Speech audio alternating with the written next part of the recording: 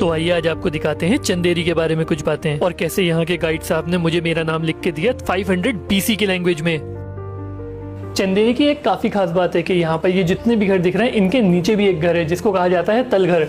दुनिया में सिर्फ दो ही ऐसी जगह हैं जहाँ पर इतनी डेंसली पॉपुलेटेड सोसाइटी जमीन के अंदर भी रहा करती थी। ये जो दो पहाड़ों के बीच का रास्ता है इसको कहते थे सदर्न हाईवे और ये वही जगह है जहाँ से इब्न बतूता, बाबर, मोहम्मद बिन तुगलक जैसे बहुत सारे रूलर्स आए और जब भी कोई एम्परर आता था तो लोगों के बीच में ढोल नगाड़े बजते थे और बता दिया जाता था कि हो सकता है जंग होने वाली है, तो ये सभी लोग जमीन के नीचे जाके रहने लगते थे। और इसके बाद हम हमारे गाइड साहब के साथ गए चंदेरी के किले के अंदर जहाँ उन्होंने हमें दिखाए बहुत ही प्यारे मॉन्यूमेंट्स। चंदेरी के अंदर हमें एक और चीज़ दिखी जो है कि जौहर मॉन्यूमेंट। यहाँ पर पीछे एक काफ़ी बड़ी खाई है जहाँ पर बताया जाता था कि जब भी कोई इन्वेडर आता था तो उस राज्य से बचने के लिए जो लेडीज़ होती थी वो जौहर कर लिया करती थी, तो वो यहीं पर होता था। उसके बाद हमने देखी यहाँ पर संगीत सम्राट बिरजू बावरा जी की कब्र।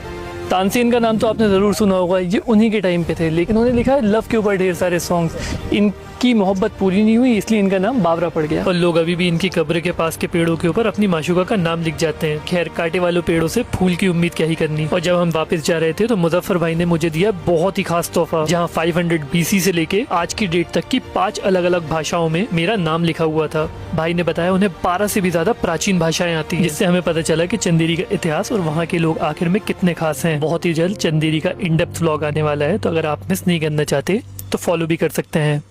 तो आइए आज आपको दिखाते हैं चंदेरी के बारे में कुछ बातें और कैसे यहाँ के गाइड साहब ने मुझे मेरा नाम लिख के दिया 500 BC की लैंग्वेज में।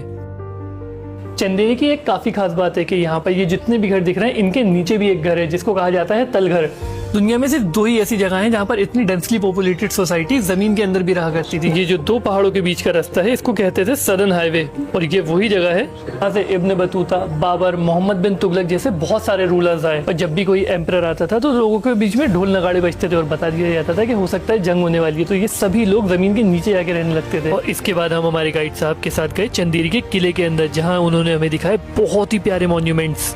चंदेरी के अंदर हमें एक और चीज़ दिखी जो है कि जौहर मॉन्यूमेंट। यहाँ पर पीछे एक काफ़ी बड़ी खाई है जहाँ पर बताया जाता था कि जब भी कोई इन्वेडर आता था तो उस राज्य से बचने के लिए जो लेडीज़ होती थी वो जौहर कर लिया करती थी, तो वो यहीं पर होता था। उसके बाद हमने देखी यहाँ पर संगीत सम्राट बिरजू बावरा जी की कब्र।